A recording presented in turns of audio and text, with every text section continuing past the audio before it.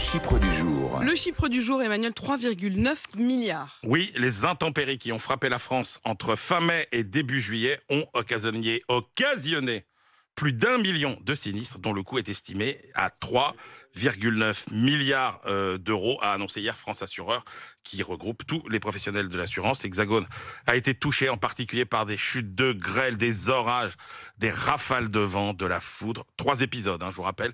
3 jours fin mai, 3 jours début juin et presque 3 semaines entre le 18 juin et le 4 juillet.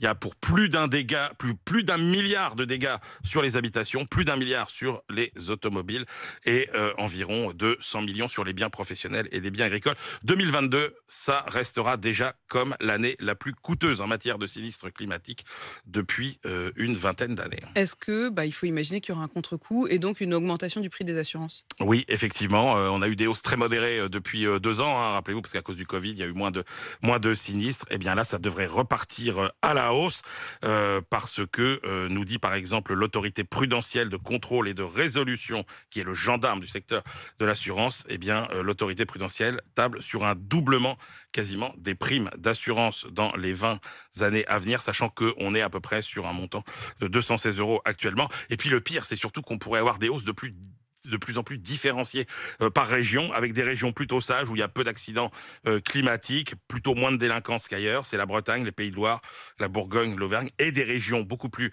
risquées, Provence-Alpes-Côte d'Azur, Occitanie, Hauts-de-France par exemple, et ça pourrait même aller jusqu'à des refus d'assurance, notamment pour des maisons situées dans des zones particulièrement critiques.